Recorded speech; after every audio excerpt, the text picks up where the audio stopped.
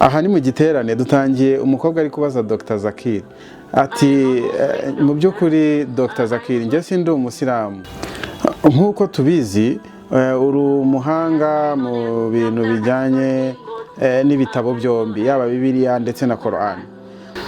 Hanyuma ndibaza kubera iki ari ngombwa cyangwa se ari iby'ingenzi ko twaba abasilamu niba koko yaba Bibiliya cyangwa Quran byose ari ibitabo by'Imana birimo ijambo ry'Imana, kubera iki ari ngombwa ko tuba abayisilamu? Hanyuma ndibaza niba ntarengereye hari amagambo njya nibaza muri Bibiliya ariko nkumva uramutse unyemereye wafasha kuyasobanukirwa. Ni amagambo y'agaciro rwose ariko aba yanditse muri Bibiliya ariko nkabona sinyasobanukiwe neza. Hanyuma nagira ngo mfashe kuyasobanukirwa byisumbuyeho kuko uri umuhanga rwose, nishimira ubuhanga ufite mu byo bitabo byombi. Urakoze cyane Dr.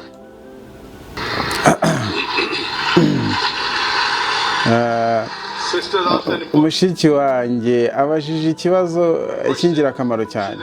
Ni umukristo, ni umwemeradini wo mu dini ry'abakristo. Aravuze ati ibyo bitabo byombi yaba Bibiliya na Quran byose byaturutse ku Mana, none se kubera iki ari ngombwa, kuki ari ingenzi ko twebwe duhinduka abasilamu, kubera iki? Hanyuma arashaka kumenya mushiki wanjye ejo hashize narababwiye byinshi kuri urwo ruhurirane rw'amagambo ari mu bitabo by'iyobokamana ari muri Bibiliya cyane cyane. Mushiki wanjye rero uyu munsi ndashaka kukwereka ko ibyo bitabo koko byombi cyangwa se ntere kuri Quran, ndashaka kukwereka ko igitabo cya Quran cyaturutse ku Mana. Uyu munsi ndashaka kugaragariza ko igitabo cya Quran cyaturutse ku Mana. Ese wizera ko Quran ari igitabo cy'Imana yewe mushiki wanjye? Yego ndabyizeye, Imana ishimwe cyane. Ubu rero noneho ukoresha ikizami cyangwa se ikibazo kimwe ukagikoresha kuri siyanse, hanyuma ukagikoresha no kuri Bibiliya, ndakubwiza ukuri ko aho ngaho rwose ntibiri bukunde, birarangira biranga rwose. Ntago wafata ijambo ryo muri Bibiliya ngo uripimire kuri siyanse, ku nyandiko za siyanse ntago bihura, kuko Bibiliya y'uyu munsi mushiki wanjye muri Bibiliya ya none aha iyi ngiyi ufite izi abantu basanzwe bafite biravangavanze, harimo inyandiko zivangavanze zitandukanye na rya jambo ryaturutse ku Mana riza kuri Yesu koko. Mu nyandiko, mu magambo yanditsemo y'Imana, urebe mu nyandiko zanditse ku bahanuzi, urebe mu magambo yanditse ku banyamateka n'andi mateka yose n'ibindi byose birimo, ndetse harimo yewe n'iby'urukozasoni, harimo rwose n'iby'urukozasoni. Umbabarire kuba mvuze gutya, sibyo? Ariko Bibiliya y'uyu munsi yimureba iravangavanze. Nuramuka ufashe ukayigereranya kuri siyanse, kuri Bibiliya y'uyu munsi biraba ari ikibazo cyane, biraba ari ikibazo gikomeye cyane.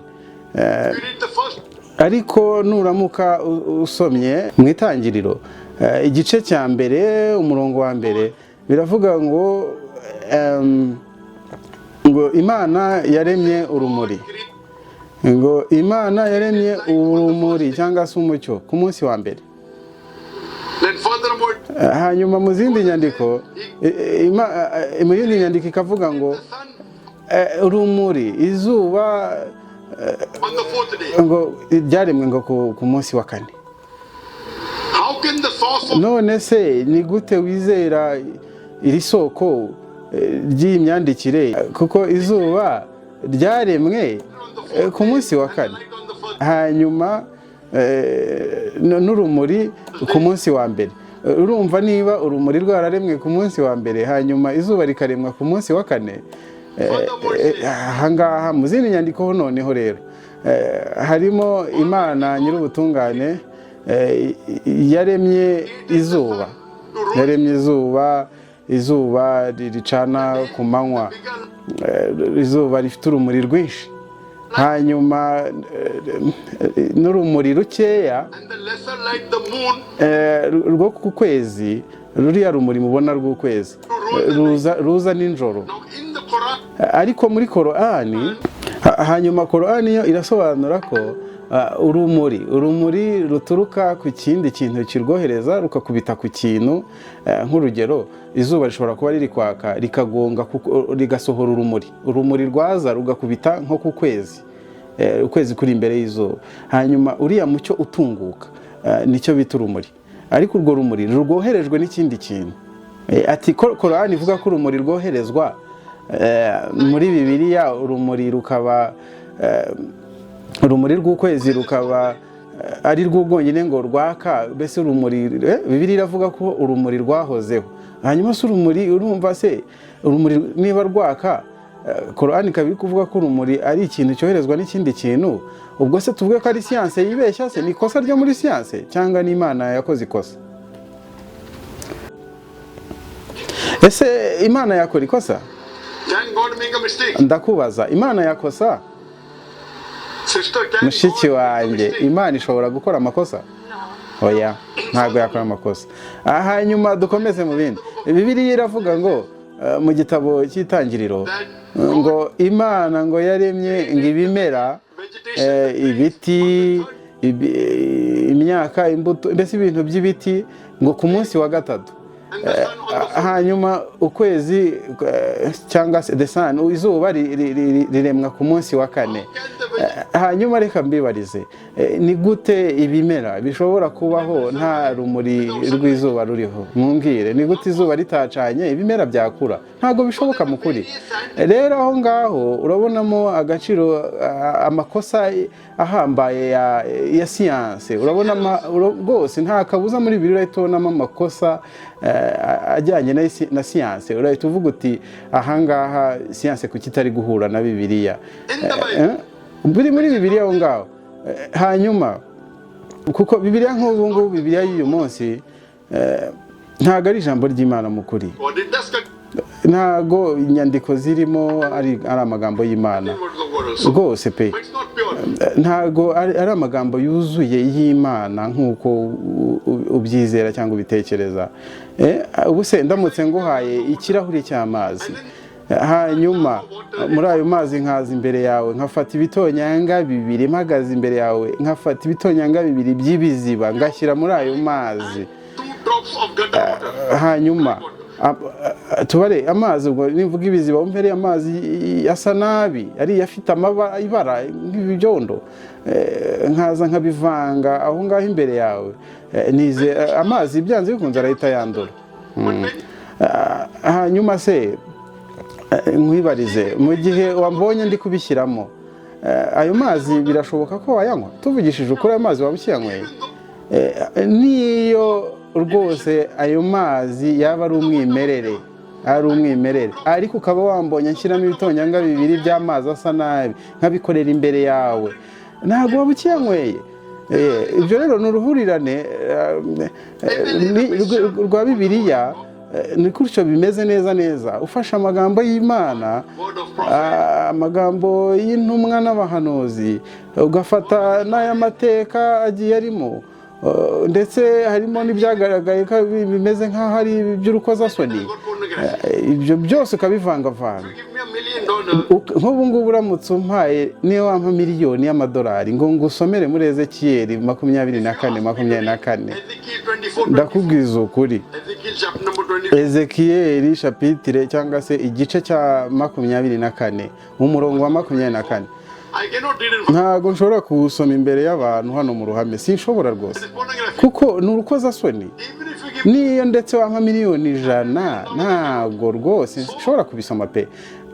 Rero ibyo ni Bibiliya y'iki gihe, ntabwo ni kimwe mu bihamya by'uko iyo ngiyo atari Bibiliya y'ijambo ry'Imana ryuzuye koko. Yaravangiwe. Ni Bibiliya barayivangiye.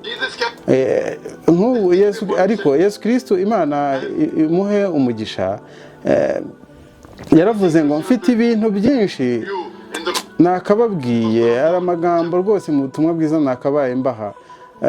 Urebe muri chapitre muri John muri Yohani igice cya 16 umurongo wa 12 kugeza ku wa 14 yaravuze ngo mfite ibintu byinshi nakababwiye ariko ntago yashoboye kubibabwira, ntago ati sishobora kubibabwira nonaha, ariko mu gihe cy'umwuka nyuma yanjye uzaza ubayobore ubibabwire ubabwize ukuri. Ubwo yavugaga intumwa y'Imana, yavugaga ati intumwa y'Imana izaza nyuma yanjye zibibabwire mu magambo y'ukuri, ivuga izi nyigisho zanjye zivuga ku kuri noneho idaciye ku ruhande. Urumva aho yavugaga Muhammad, ubutumwa bwa Muhammad. Urumva rero mushiki wanjye niba yarasobanuraga ati itsinda rya groupe y'abantu runaka mu bihe by'icyo gihe, hari impamvu Imana itigeze hari impamvu Imana itigeze ibyuzuza, hari impamvu Imana yabikoze ityo ikavuga iti uyu avuga igice kimwe hanyuma n'undi azaza avuga ikindi, ni gutyo rero. Ariko Korani yo yaje nyuma, Korani yo yaje nyuma iza ibivuga neza.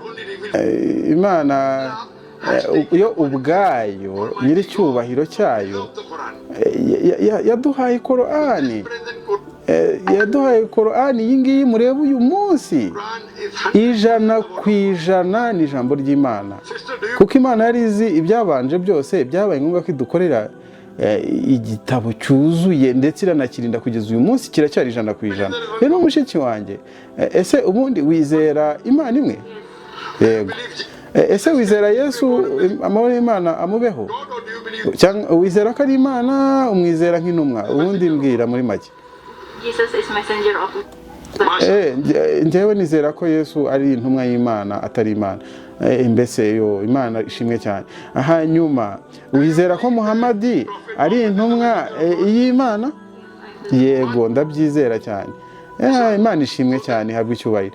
None se bivuze kuri umusilamu rero? Imvugo nkeya cyane zihuzwa mu busanzwe, ni imvugo ntoya cyane zihuzwa zikaba zihagije kugira ngo ube winjire muri Islam. Ni amagambo make cyane, ni amagambo make asanzwe ku kiremwa muntu, kuba wayavuga ako kanya ukaba winjiye mu busilamu. Ijambo rimwe ni ukuba wizera ko Imana ari imwe gusa. Irya kabiri ukaba wizera ko Muhammad ari intumwa y'Imana. Nuramuka ubajije ikibazo uti kubera iki abakristo twahinduka abasilamu, kubera iki ari ngombwa ko tuba abasilamu? Ni ukubera ko twebwe twubaha Yesu, amahoro y'Imana mubeho. Igihe icyo ari cyo cyose havuzwe izina rye, twese dusubiramo duti amahoro y'Imana mubeho. Ubusilamu bwose mu kwizera kwa gisilamu, iyo havuzwe Yesu Kristo twebwe tumusabira amahoro n'umugisha byo ku Mana. Ariko mu gihe Kristo cyangwa se mu idini rya Kristo rwose ntago ariko bimeze mu kwizera kwanyu, ntago mu nyandiko zanyu harimo ko mumusabira amahoro n'umugisha. Bikorwa n'abasilamu gusa, kuko n'umusilamu utabivuze utizera Yesu yaba afite ikibazo. Kuko twizera ko Imana imwe mu bumwe bwayo ifite n'intumwa zayo, bose abaza ari intumwa z'Imana, Imana yo nyiricyubahiro. Twizera ko rwose yavutse mu bitangaza, ubwo ni Yesu yavutse mu bitangaza, yavutse ku gitangaza, nta mufasha bw'umugabo wabayeho, ntago yigeze habaho isano ry'umugabo kugira ngo Yesu avuke. Niko tubyizera. Twe twizera ko mu kuvuka kwe rwose nta zindi nzira zaciyemo uretse ibitangaza by'Imana, aho turi kumwe rwose mwese ari twebwe namwe abakristo. Niko tubyizera, siko tubyizera. Hanyuma ariko iyo nk'ubu n'urugero, nta musilamu wabasha guhinduka umukristo ngo bikunde, kuko yaba ari igitangaza. niyo byaba ari igitangaza rwose, kuko twebwe twizera intumwa zose uhereye kuri Adamu, Nowa, ukamanuka ugakomeza ba Aburahamu, ba Mozesi, ubwo ni Musa, ukavuga ba Yesu kugeza kuri Muhammad, rwose bose turabemera. Urumva rero umusilamu kugira ngo ajye mu gikristo, mu gihe abakristo batemera intumwa y'Imana Muhammad, amahoro y'Imana bimubeho, ntago byumvikana. Gusa urumva bishoboka, niyo byashoboka byaba ari ikintu rwose kibaye kidasanzwe. Ariko ntubona twebwe twizera ko Muhammad ari intumwa ya nyuma mu idini ya nyuma mu ntumwa Imana yatumye. Twemera ko Muhammad ari intumwa ya nyuma aherutse izindi zose, amahoro y'Imana mubeho. Rero kuva wizera ko Imana ari imwe, ukizera ko Muhammad ari intumwa y'Imana, ukizera ko Yesu ari intumwa y'Imana, ubwo se ntibivuze ko ushaka umusilamu? I have desire, but ndumva mbishaka, ndabinyotewe, ndumva rwose mfite ubwuzu bwo kuba nawe umusilamu. Ariko none nkabona hari ibintu ngikeneye. Ati buretse gato, uranyotewe no kuba umusilamu rwose? Ati ndumva mbishaka, ariko aka kanya ntago mfite situation nziza, ntago bimeze neza kuba naba umusilamu. Mushiki wanjye, ufite ubushake, urumva rwose umutima wawe uri kubigusaba, urumva uri kugwatiriza kwibera umusilamu. Niba ubyizera, ukaba wizera Imana imwe rukumbi, ukaba wizera Muhammad ko ari intumwa y'Imana, ukaba wizera Yesu ko ari intumwa y'Imana, rwose ndumva nta kabuza, nta mpamvu mbona ituma waba umeze gutya utari umusilamu. Wakaba ari umusilamu, kuko ntago tuzi igihe tuzamara kuri iyi si. Rwose wenda iminsi mike, icyumweru, amezi make, imyaka mike, ntago tuba tuzi igihe dusigaje mu buzima bwo kuri iyi si. Rero niba wumva wowe wasobanukiwe, ukaba uri kwemera, wumva ari ibintu n'umutima wawe uri guhuza nabyo, ukaba wizera ko Imana ari imwe, wizera Muhammad ko ari intumwa y'Imana, ukaba wizera Yesu ko ari intumwa y'Imana, amahoro y'Imana babeho, njyewe ndumva nagusaba ko ibyiza kuri wowe waba umusilamu hakiri kare. Niba wumva ufite ibintu bimwe na bimwe utari kumva neza muri wowe, wumva bikubuza kuba umusilamu, simbizi, muri aka kanya ndumva rwose ntatekanye kuba nahitamo umusilamu. None se ufite ikibazo ko hari ingaruka byaguteza cyangwa hari izo byagushyiramo? Ati nsubiriramo, ubusilamu bufite igisubizo cy'ibibazo byose twibaza mu buzima bwa buri munsi. Rero kwemera Isilamu, ibibazo byawe byose biba bizakemuka, kandi rwose nta kibazo byaguteza. Kereka niba wumva kuba umusilamu ari ingaruka byagutera. Njye rusubiyemo sinumvishe. Yego, ibibazo byanjye byabonerwa ibisubizo. Dr. ati yego rwose uvuze neza. Niba rero ibibazo byawe byabonerwa ibisubizo uramutse ubaye umusilamu, ni iki kigukerereza kuba umusilamu? Njye ndi hano, n'abandi n'umuryango wawe uri hano, wenda cyangwa se umuryango wawe si abasilamu. Ndibaza niba ari ikibazo giturutse ku bantu gutyo n'ibindi, ni ikibazo gisanzwe. Wenda njye ndibaza hano mu gihugu cyanyu mutuwe nibura 87 n'abasilamu. Imana ishimwe kandi kuba rwose bimeze bityo. Ikibazo ni byiza. Ikibazo cyari kuba iyo ubutuye nko mu burengerazuba bw'isi, ndibaza ko byari kuba ikibazo. Mu burengerazuba bw'isi ni mu bihugu by'abazungu. Hanyuma niba utuyemo hano, ndumva nabyo nta kibazo. Ikibi nanone iyo uza kuba nko mu Buhinde, byari kuba ari ikibazo, kuko haba hatuye abandi bantu benshi wenda batari abasilamu, wenda ukavuga uti barakugirira nabi. Ariko ndibaza hano ho kubera ko mufite abantu nka 87 ku ijana, mwese 87 ku ijana n'abasilamu, wakabaye nawe bera umusilamu rwose, kuko haratekanye ntawabiguhora. Ariko mukuri, niba wumva ibintu bitameze neza, rwose sinakurenganya, ariko niba wumva bimeze neza wakwibera umusilamu, wakwibera umusilamu rwose. Ariko niba wumva atari ko bimeze, ugenda ufata akanya, hanyuma numva wamaze kubyiyemeza n'umutima wawe, nta kibazo rwose, ndakwinginze. Ariko ntuzatinde kuko ntago tuzi igihe dusigaje muri iyi si, sibyo mushiki wanjye? Yego rwose nawe urakoze cyane, kandi Imana ikomeze iguhe umugisha.